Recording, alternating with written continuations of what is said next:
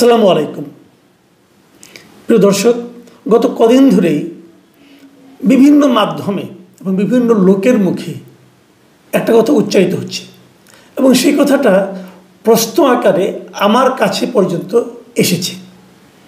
আমাকে সরাসরি অনেকে জিজ্ঞাসা করেছে, আসলে দেশে সেনাবাহিনীর মধ্যে কি কোনো অস্থিরতা দেখা দিয়েছে?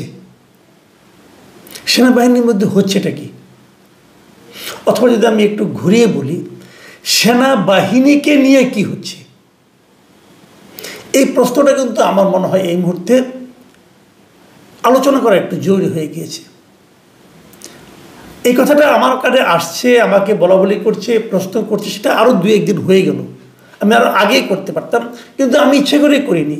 আমি ভেবেছি যে এই একটা সেক্টরকে অন্ততপক্ষে বিতর্কের বাইরে রাখা উচিত। কারণ এটাকে নিয়ে বিতর্ক করলে, এটাকে নিয়ে কচলাকচলি করলে সেটা কারোর জন্যই ভালো কিছু হয় না। এটা একটা শৃঙ্খলা বাহিনী, তাদেরকে একটা নিয়মের মধ্যে চলতে হয়, তাকে নিয়মের মধ্যে থাকতে দেওয়া উচিত। তাদের জন্য অপ্রয়োজনীয় প্রশংসাও যেমন ভালো কিছু নয়, ঠিক একইভাবে তাদেরকে ইরিটেট করা, মানে খোঁচাখুচি করা, এটাও কোনো ভালো ব্যাপার নয়। বাট এই পরের কাজটা আমরা ইদানিং প্রায়ই দেখি। বিদেশ থেকে কিছু কিছু ইউটিউবার আছেন, কিছু কিছু সোশ্যাল নিজেদেরকে তারা আপনার অ্যাক্টিভিস্ট বলেন, তারা আছেন, তারা বেশ অশ্লীল শব্দ ব্যবহার করেন এই বাহিনীর বিভিন্ন কর্মকর্তা সম্পর্কে, বাহিনীর মানে আপনার কর্মকাণ্ড সম্পর্কে। এটা একটা পুরো জাতির জন্য মনে করি একটা মানে ভয়ঙ্কর একটা খারাপ ব্যাপার। যাই হোক, আজকে আলোচনাটা আমি কেন করতে এলাম সেটা বলি। আজকে আমরা দেখলাম, হঠাৎ করে সোশ্যাল মিডিয়াতে দেখলাম বিভিন্ন পত্রিকার যে অনলাইন ভার্সন অথবা আমরা তাদের যে ফেসবুক অ্যাকাউন্ট আছে সেখানেও দেখলাম একটা ভিডিও বা লাইভ দেখেছি আমি। সেটা হলো প্রেস ক্লাবের সামনে, জাতীয় প্রেস ক্লাবের সামনে একটা সমাবেশ। প্রথম দেখলাম সমাবেশ ঠিক অবস্থান ধর্মঘটের মতো।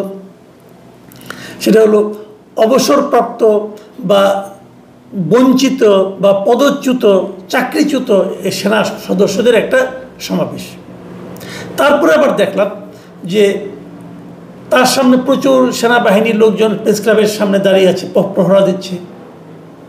আবার তারপরে আরেকটা দৃশ্য দেখলাম যে সেনাবাহিনীর কয়েকটা গাড়ি, এবং গাড়িগুলোতে মানে যে সামনের যে প্ল্যাকার্ড দেখলাম, নাম্বার প্লেটগুলো দেখলাম, মনে হলো যে বিগ অফিসার তারা হবে, সিনিয়র কোনো অফিসার। তারা দেখলাম যে কয়েকটা গাড়ি প্রেস ক্লাবের মধ্যে ঢুকলো। সাধারণত প্রেস ক্লাবের সেনাবাহিনীর কোনো কাজ নেই। সেনাবাহিনীর গাড়ি এভাবে ঢুকেছে অতীতে, আমি খুব নিকট অতীতে অথবা দূরবর্তী অতীতে আমি মনে করতে পারছি না প্রেস ক্লাবের সেনাবাহিনীর কী কাজ। কিন্তু তারা গেলেন।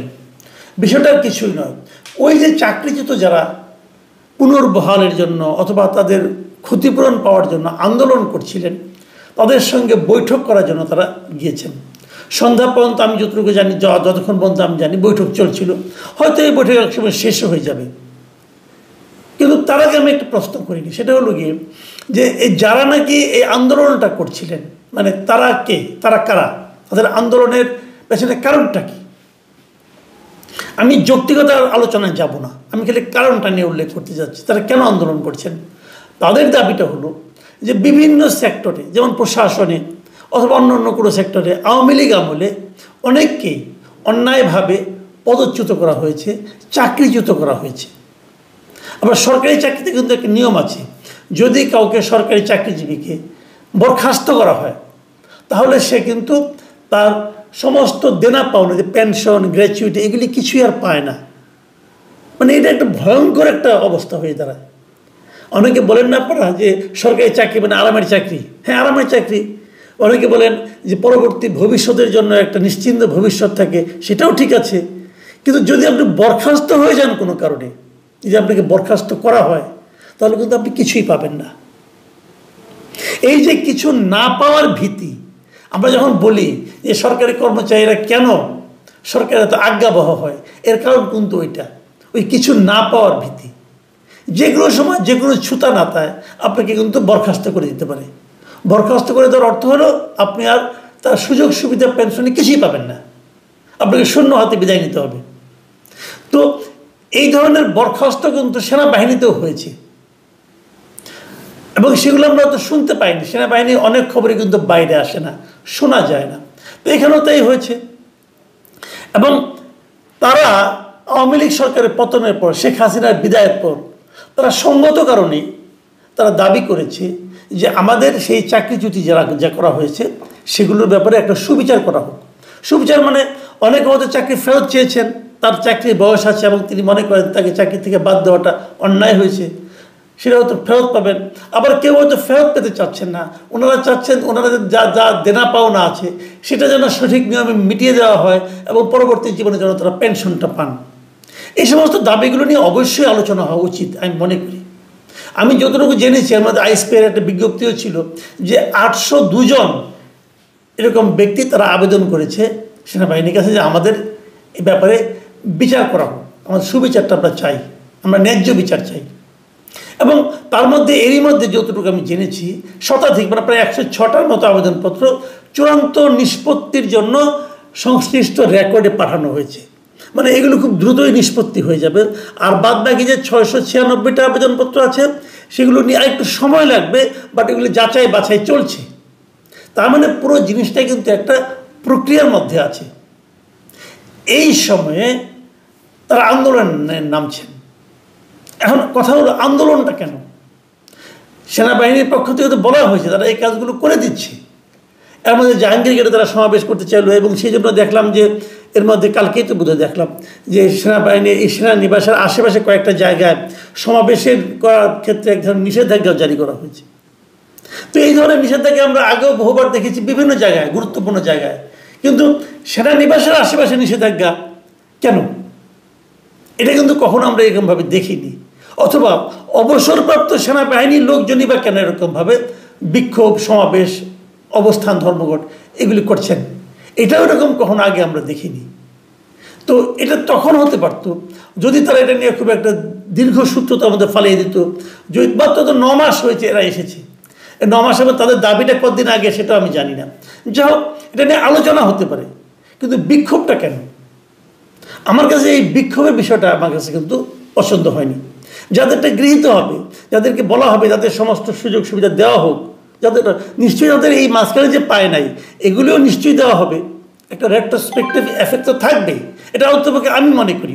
কাজে সেক্ষেত্রে কেন এই ধরনের একটা বিক্ষোভই করতে হচ্ছে, তাও সেনানিবাসের আশেপাশে অথবা প্রেস ক্লাবের মতো জায়গায়, যেখানে করার অর্থই হচ্ছে সারা দুনিয়ার মানুষকে জানিয়ে দেওয়া। এটা কি পৃথিবীর অন্য কোনো দেশে হলে সম্ভব? আমাদের দেখে এটা হচ্ছে কেন? এই জায়গাটা নিয়েই আমার প্রশ্ন। এর পিছনে কি অন্য কোনো কারণ আছে? কেউ কি সেনাবাহিনীকে নিয়ে খেলছে? কেউ কি সেনাবাহিনীর ইমেজকে নষ্ট করার চেষ্টা করছে? দেখুন, সেনাবাহিনীর ইমেজটা কি? আমরা সেনাবাহিনীর অনেক বদনাম করে থাকি। আমরা বিভিন্ন সময়ে বলি, বিভিন্ন আমাদের পট পরিবর্তনে সেনাবাহিনীর নানা রকম ভূমিকা থাকে। কখনো ইতিবাচক ভূমিকা, কখনো নেতিবাচক ভূমিকা, কখনো কখনো ক্ষমতা দখলের মতো কাজও তারা করেছে, একাধিকবারই করেছে। সেই ক্ষমতা দখল যখন হয়ে যায় তখন সেটা নিয়ে নানা রকম আবার কিচ্ছা কাহিনীও হয়, সেগুলো আলাপবাদ। আবার আমরা এবার কি দেখেছি? এবার যে এই হাসিনা সরকারের যে পতনটা হলো, সেই পতনে সেনাবাহিনীর ভূমিকাটা কী ছিল? সেই ভূমিকাটা কিন্তু ছিল ইতিবাচক। ইতিবাচক মানে কি? আমার বিবেচনায় ওই সময় সেনাবাহিনী এমন একটা ভূমিকা না রাখলে কি হতো জানি না, তবে 5ই আগস্টে যে শেখ হাসিনা দেশ ছেড়ে পালিয়ে যেতেন না এটা আমি নিশ্চিত। কাজে সেনাবাহিনীর ভূমিকা ছিল জনগণের পক্ষে। সেনাবাহিনীর ভূমিকা, সেনাবাহিনী কিন্তু সরকারের একটা অংশ, কিন্তু সরকারের অংশ হয়েও এবারের এই গণ আন্দোলনের সময় অগাস্ট মাসের 5 তারিখে সেনাবাহিনী কিন্তু সরকারের পক্ষে কাজ করেনি, বরং জনগণের পক্ষে কাজ করেছে। আমি তো মনে করি এই জন্য সেনাবাহিনীর যিনি প্রধান, সেনাপ্রধান এবং পুরো সেনাবাহিনী সবাইকে সাধুবাদ দেওয়া উচিত। আমরা সেই কাজটা না করে কদিন যেতে না যেতেই আমরা দেখলাম এই উস্কানিটা বেসিক্যালি এসেছে ওই প্যারিসে অবস্থানরত ওই ভদ্রলোকের কাছ থেকে, তারপরে আমেরিকার অবস্থানরত তার আরেক ইয়ার দোস্তের কাছ থেকে। দেখলাম তারা নানাভাবে সেনাপ্রধানকে নিয়ে নানা রকম মানে কিচ্ছা কাহিনী, অশ্লীল কথাবার্তা বলতেছেন। তারা বলতেছেন যে এই সেনাপ্রধান কিভাবে শেখ হাসিনার আত্মীয়, তাকে যে উনি ওই ইন্ডিয়ার দালাল, অমুকের দালাল, তোমাকে এগুলি বলতেছেন। আচ্ছা, উনি যে শেখ হাসিনার আত্মীয়, এটা কি এখন নাই? এখন যেমন আছেন, আগে ছিল না? ছিলেন। উনি তো আত্মীয় ছিলেন। উনি আত্মীয় হয়েও তো ওনার আত্মীয়ের পক্ষে যান নাই, বরং জনগণের পক্ষে আসছেন। এই ভূমিকাটাকে কি আপনি মূল্যায়ন করবেন না? আমি বুঝি না ওনার বিরুদ্ধে খেপিয়ে দিয়ে লাভ কি? ওনাকে সরিয়ে দেওয়ার চেষ্টা কেন চলছে, তো বিদেশে বসে বসে? এবং তার এখানে কিছু মুরিদ টুরিদ আছে, ওই ব্রাহ্মণ পীরের কিছু মুরিদ আমাদের এখানে আছেন, তারা এটা নিয়ে লাফালাফি করছে কেন? এবং এদের ব্যাপারে সরকারও কোনো ভূমিকা নিচ্ছে না। আমি যতটুকু জানি, এই সরকারের উপর ওই দুই ব্যক্তির আবার প্রচণ্ড প্রভাব। তারা যাকে যাকে নিয়োগ করতে বলা হয় তাকে নিয়োগ করা হয়। এবং এখন আমাদের এখানে একজন ব্যক্তি আমাদের এখানে জাতীয় নিরাপত্তা উপদেষ্টা যাকে নিয়োগ করা হয়েছে, তাকে নিয়োগ করার পর ওই প্যারিসের অবস্থানত ভদ্রলোকের শেখ উল্লাস উনি বলেছেন যে এইটা একটা মহান নিয়োগ হয়েছে। তার মানে তখন বোঝাই গিয়েছিল উনি তারই প্রার্থী ছিলেন, তারই ক্যান্ডিডেট উনি। দেখুন এগুলি কেন? এগুলোর মাধ্যমে আমরা আসলে কি করতে চাচ্ছি? আমরা কি যে সেনাবাহিনী জনগণের পক্ষে থাকলো আমাদের আন্দোলনের সময়, তাকে আমরা কেন জনগণের মুখোমুখি দাঁড় করিয়ে দিয়ে যাচ্ছি? তাকে আমরা কেন জনগণের কাছে অজনপ্রিয় করতে চাচ্ছি? এর পেছনে উদ্দেশ্যটা কি? দেখুন, অনেক আলোচনা হচ্ছে সরকারের প্রায়োরিটি কি। আমরা ভেবেছিলাম, আমরা বলেছিলাম যে এই সরকারের প্রায়োরিটি হচ্ছে একটা অবাধ সুষ্ঠু নির্বাচন দেওয়া এবং প্রয়োজনীয় কিছু ক্ষেত্রে সংস্কার করা। এখন সংস্কারের সংজ্ঞা শুনছি যে কোনো কিছু করাই মানে নাকি সংস্কার।